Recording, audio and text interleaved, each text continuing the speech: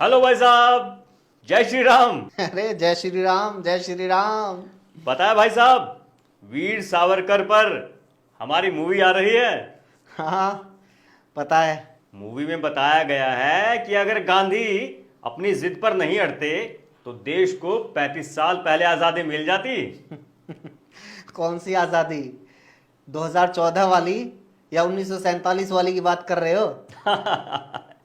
मजाक नहीं भाई साहब, मैं फैक्ट्स की बात कर रहा हूं। सोचो, अगर भारत को 35 साल पहले आजादी मिल जाती तो आज भारत कितना मजबूत देश होता। सोचो, ना भारत का बंटवारा होता, ना पाकिस्तान अलग देश बनता, ना बांग्लादेश अलग देश होता। सोचो ना, पाकिस्तान के साथ इतने युद्ध भी नहीं होते, ना कश्मीर का कोई झगड़ा होता, ना ही देश में आतंकवाद होता। सोचो, आज हमारा देश हर मामले में 35 साल आगे होता। अबे दिमागी बुखार, जब इतना सोचो सोचो कर रहा है तो ये भी सोच ले कि सोचो अंग्रेज भारत में आते ही नहीं। ये तो पता ही था कि तुम लोगों की जो हिस्ट्री है, उसकी समझ है, वो चौथी पास राजा जैसी है। लेकिन कम से कम स्कूल में जोड़ घटा तो ठीक से सीख लेते। क्या मतलब? मतलब समझ। तुम लोगों का ये कहना है कि अगर गांधी नहीं होते तो देश 1947 की बजाय 35 साल पहले यानी 1912 में ही आजाद हो जाता है ना? हाँ बिल्कुल। अबे गांधी साउथ अफ्रीका से भारत में वापिस आए ही 9 जनवरी 1915 को थे। इसीलिए हर साल 9 जनवरी को प्रवासी भारतीय दिवस मनाया जाता है। अफ्रीका से आने के बाद ही गांधी स्वतंत्रता आंदोलन से जुड़े।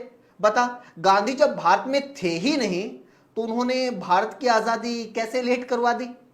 गांधी के भारत लौटने के बाद ही देश में स्वतंत्रता आंदोलन ने जोर पकड़ा। जो कांग्रेस पहले इलीट इंटेलेक्चुअल्स का संगठन था, वो एक आम आदमी का संगठन बना। उसके साथ आम आदमी जुड़ने शुरू हुए। फिर भगत सिंह जैसे युवा क्रांतिकारी आगे आए। कांग्रेस में नेहरू और नेताजी सुभाष चंद्र बोस जैसे जुझारू नेता आगे आए। सभी ने अपने अपने तरीके से देश की आजादी के लिए संघर्ष शुरू किया। पहले जो लड़ाई अंग्रेजों के अधीन रहकर ज्यादा अधिकार हासिल करने की थी, वो लड़ाई पूर्ण स्वराज की मांग तक पहुंची।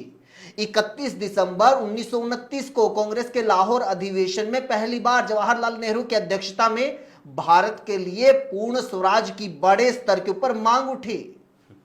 तो फिर भी इतना टाइम क्यों लग गया? अंग्रेजों से आजादी लेनी थी, कोई माफी नहीं मांगनी थी कि सावरकर की तरह चिट्ठी लिखी और अंग्रेजों ने माफ कर दिया। अगर आजादी किसी की वजह से लेट हुई है तो वो तुम्हारे ये तथाकथित वीर सावरकर ही है। क्योंकि जब देश के क्रांतिकारी अंग्रेजों से अपने लिए जेल और मौत मांग रहे थे, तब सावरकर रिहाई और माफी मांग रहे थे।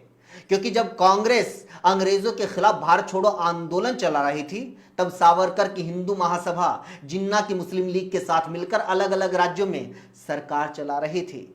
जब देश के लोग गांधी से प्रभावित होकर अंग्रेज सरकार के पद त्याग रहे थे, तब तुम लोगों के परम पूज्य नेता श्यामा प्रसाद मुखर्जी मुस्लिम लीग की सरकार में मंत्री बने बैठे थे।